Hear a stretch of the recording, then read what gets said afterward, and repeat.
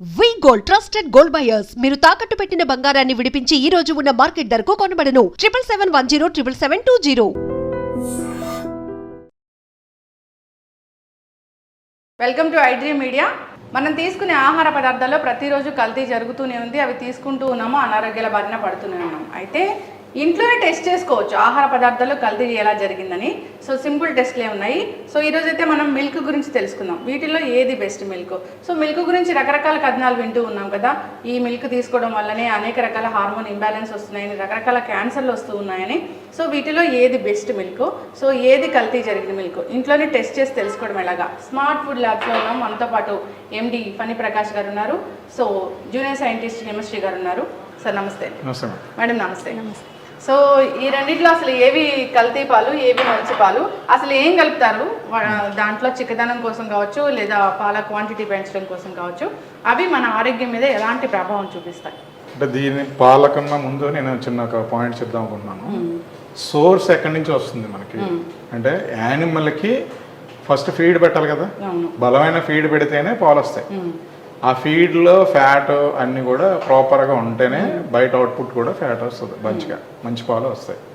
ఇప్పుడు ఏమవుతుందంటే దానికి పెట్టే దాంట్లో ఎండుగడ్డి పచ్చగడ్డి ఏది పెట్టినా అవన్నీ కూడా పెస్టిసైడ్స్ కంటామినేట్ అయి ఉంటాయి. అది తింటుంది, అది తిన్నప్పుడు దాని బాడీలోకి వెళ్తుంది. అట్ ది సేమ్ టైం దాన్ని హెల్తీగా ఉండడానికి ఒక అన్హెల్తీ కవ్వో కానీ బఫెలో ఉంది అంటే దానికి యాంటీబయాటిక్స్ వేస్తారు.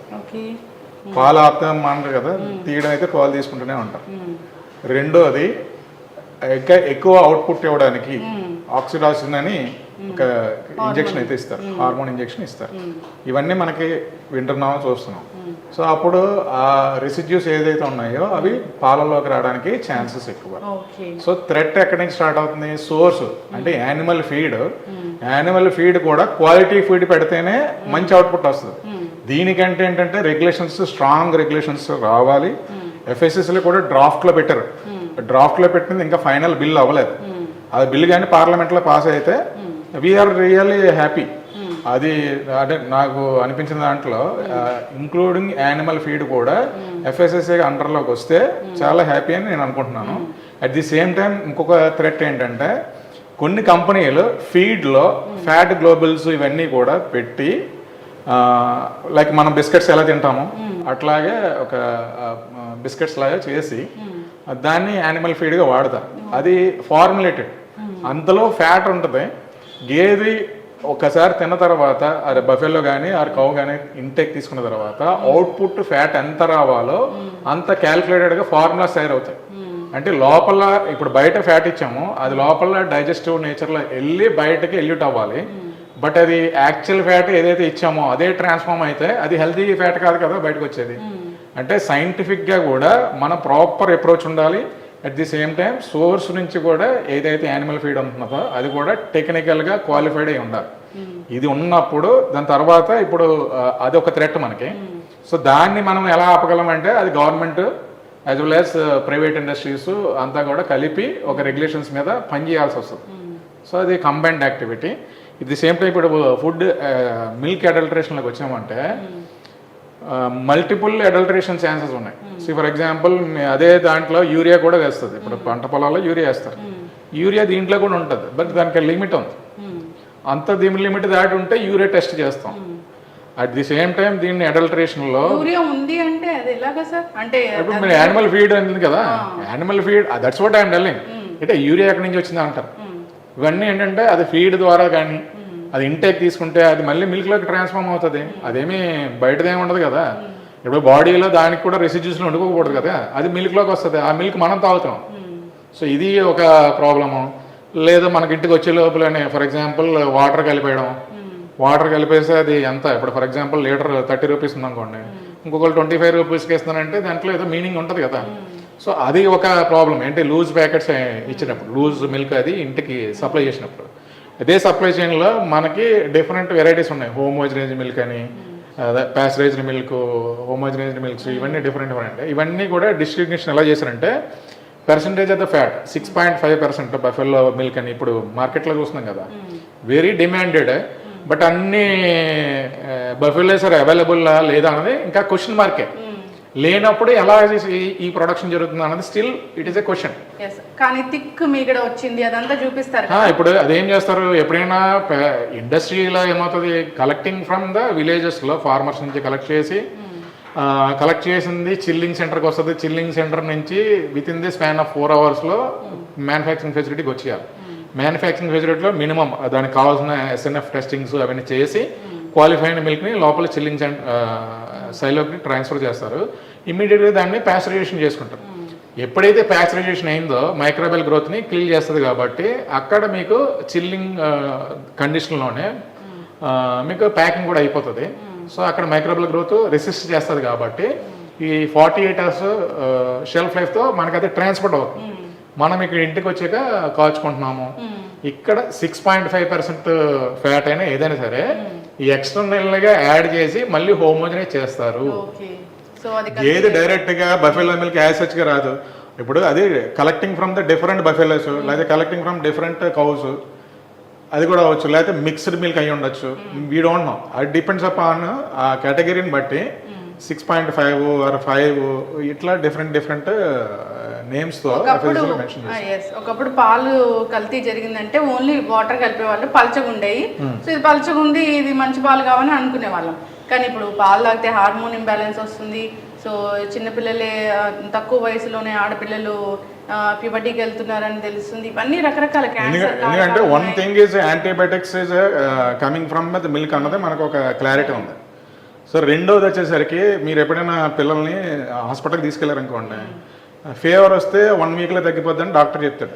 But you will not satisfy till he is not writing antibiotic. ఆయన మంచి డాక్టర్ కాదంటాం మనం.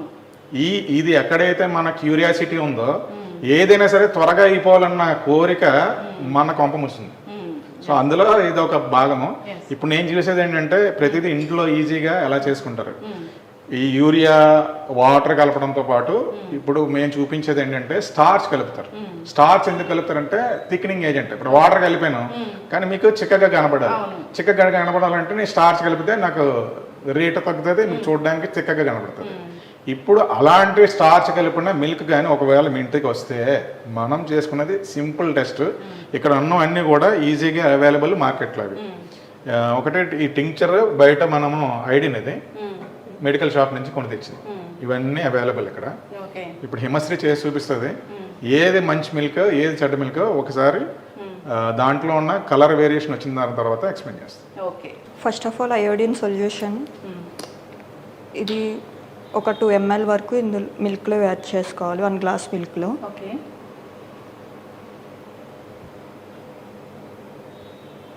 నెక్స్ట్ ఆల్సో ఇందులో కొంచెం యాడ్ చేసుకుంటాం.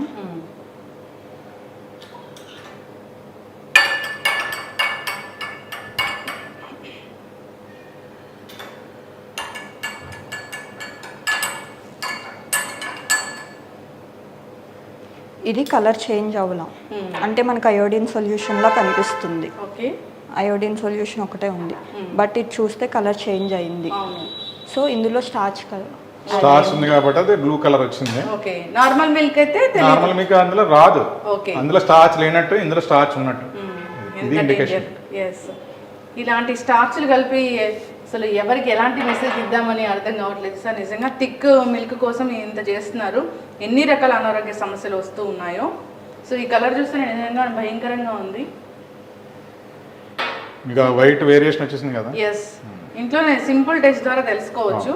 సో బయట దొరికే లూజ్ దొరికే మిల్క్ కన్నా ఈ ప్యాకెట్ మిల్కే మంచివేమో అనిపిస్తుంది ఇప్పుడు ఇది చూస్తే. అంటే అక్కడ అట్లీస్ట్ ఒక సిస్టమ్ ఉంటుంది. సిస్టంలో ఏంటంటే ప్యాకేజ్డ్ ఫుడ్కి ఏమవుతుందంటే ఎక్కడ అడల్ట్రేషన్ ఛాన్సెస్ సప్లై చైన్ మేనేజ్మెంట్లో ఉండడానికి ఛాన్సెస్ ఉండదు. అట్లీస్ట్ మంచి కంపెనీస్లో ఏంటంటే ISO 22000 అంటే food safety management system practices ఇవన్నీ కూడా బ్యాక్వర్డ్ ఇంటిగ్రేషన్తో సహా వాళ్ళు ఫాలో అవుతూ ఉంటారు. సో ఇది కంటిన్యూస్ అప్రోచ్. అంటే బ్రాండ్ వాల్యూ ఎవరు కూడా పోగొట్టుకోవరు.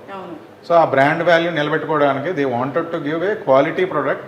ఈవెన్ దో రూపాయి కావాలంటే పెంచుతారు తప్ప తగ్గించుకోరు. సో లాస్ అవుతున్నారు అనుకోండి. ఫర్ ఎగ్జాంపుల్ నిజంగానే వాళ్ళకి మీరు కంటిన్యూస్గా ఈ మధ్య చూస్తుంటే ప్రతి మిల్క్ 1 రూపీ చొప్పున పెరుగుతూనే వస్తున్నాయి. But public also not fighting with him, ఎందుకంటే అది ఆ బ్రాండ్ ఆ క్వాలిటీ ఇస్తుందనే కాన్ఫిడెన్స్ ఉంది కాబట్టి you are paying for that. Yes but ఎక్కడైతే మీకు లూజ్ ప్యాకెట్స్ కానీ ఈ థ్రెట్ ఎవరికి ఉంటుందంటే హోటల్స్కి వేసేటప్పుడు ఆవిడ పాల ప్యాకెట్లు కొంటాడా లేదా ఎక్కడి నుంచి తెచ్చుకుంటారా అన్నది డౌట్. అవును. ఇప్పుడు టీ స్టాల్స్లో ఎలాంటివి వస్తుందో డౌట్. సో ఇక్కడ అక్కడ ఇచ్చే కేటగిరీ ఆఫ్ ద మ్యానుఫ్యాక్చరింగ్ యూనిట్స్లో కూడా అడల్టరేషన్ చేసే కంపెనీలు కొన్ని ఉంటాయి, కొన్ని ఉండవు.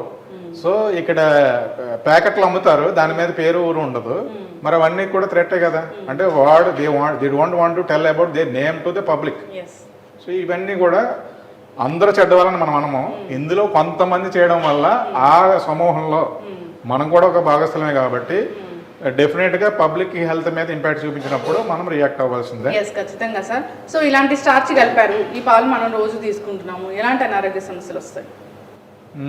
స్టార్చ్ ఉందనుకోండి, ఫర్ ఎగ్జాంపుల్ స్టార్చ్ కలిపాడు, మోర్ స్టార్చ్ మనకేంటంటే డైజెస్టబుల్ కెపాసిటీ ఉంటుంది కాబట్టి డైజెస్ట్ అయిపోతుంది కాబట్టి మీకు ఇంపాక్ట్ తెలియదు. బట్ యూఆర్ పేయింగ్ మోర్ అంటే సబ్ స్టాండర్డ్, అంటే క్వాలిటీ ఒక 3% ఫ్యాట్ ఏదో ఉండాలి మేడం. స్టార్చ్ కలిపి తిక్కగా వచ్చేసింది, బట్ అందులో ఉన్నది 1% ఫ్యాటే ఉంది.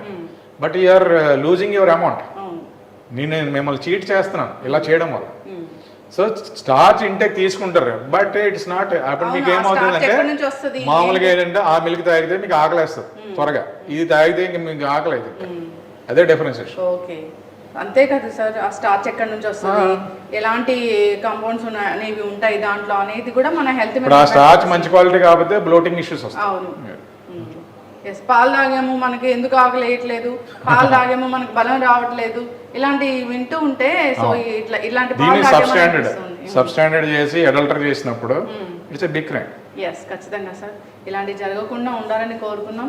సో నిజంగానే పాలు ఎక్కడి నుంచైనా తీసుకున్నప్పుడు ఒక 2-3 రోజులకు ఒకసారి ఇలాంటి టెస్ట్ ఇంట్లోనే చేసుకోవచ్చు కాబట్టి టెస్ట్ చేసి దాన్ని కంటిన్యూ చేయాలా లేదా అని ఆలోచించాలని కోరుకున్నాం. చాలా చక్కటి ఇన్ఫర్మేషన్ అండి, ధన్యవాదాలు. Thank you.